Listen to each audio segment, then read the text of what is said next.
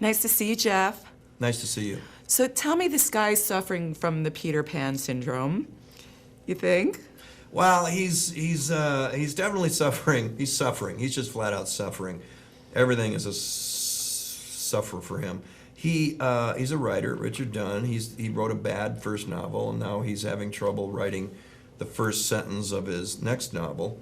And he's got all these obstacles in his head. And Lisa Kudrow plays my wife. She's a surgeon. We rent a house in Montauk and kind of put me there to, you go write. I'll go back to the city, she says, and I'll be a surgeon, and then I'll come back and you'll have had the whole week to kind of write. Well, I don't write a word.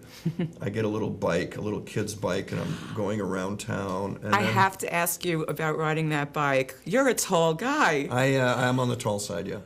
How many takes? Did you fall a lot? I did fall. There was, early on, I did pilot. And that's kind of what we call happy accidents. You know, when things go wrong, you keep going, you don't stop. I don't think they ended up using it, but it was, you know, when you go down, it's keep moving. But yeah, it was, you're 6'3", and you get on one of these little bikes like this, it just says comedy. With a banana seat, no less. With a banana seat, yes. Yeah. Did you teach your own kids to ride bikes with the banana seat, or is that sort of after? My kids, there was some bike riding early on. I got to say, the boys in particular, 2 boys and a girl, the boys were playing hockey. So they were already on skates and ice skates at the age of 5 and 7. And so bike was like, yeah, that's nothing. I've been on skates. I can go backwards, do loop-de-loops. So no, it wasn't, I don't remember it being too difficult.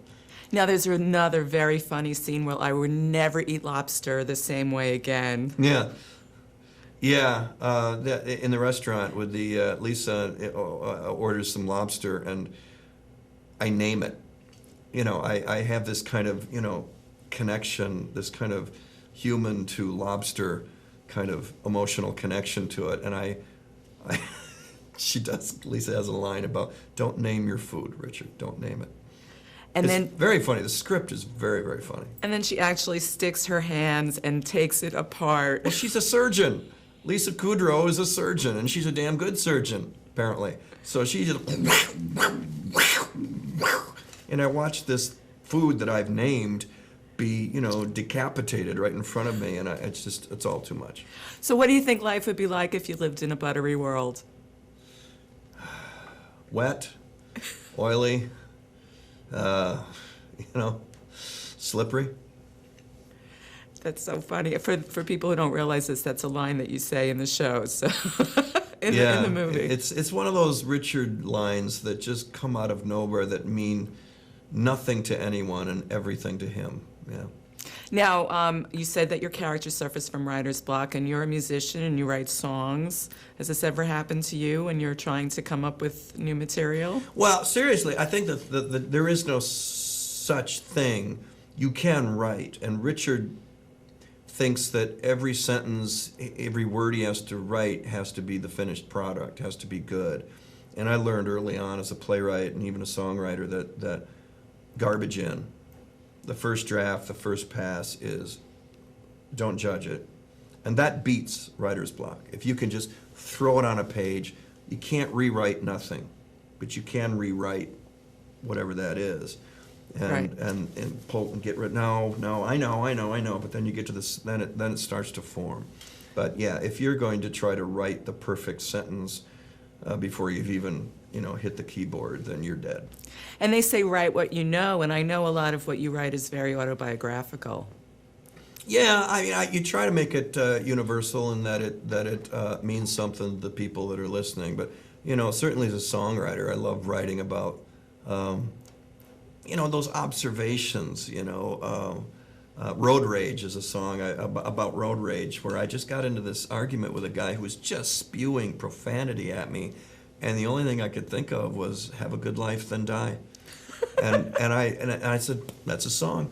I literally went back and that's it, I'm sorry. I don't judge it. I'm not pretending that it's going to be, sung at American Idol this week. It won't, but there it is. So, Jeff, what do you want audiences to come away with after they see Paper Man?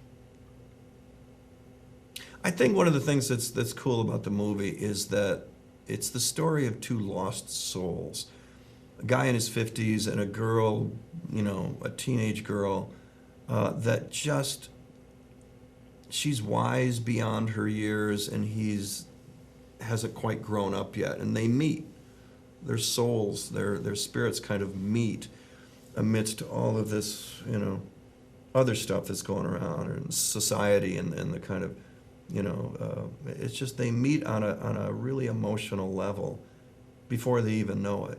And they need each other. And it's a really kind of neat little love story, actually, without being what people are, oh, you mean old guy with young girl? It's beyond that, bigger than that. Great. Thank you. Pleasure. You're welcome.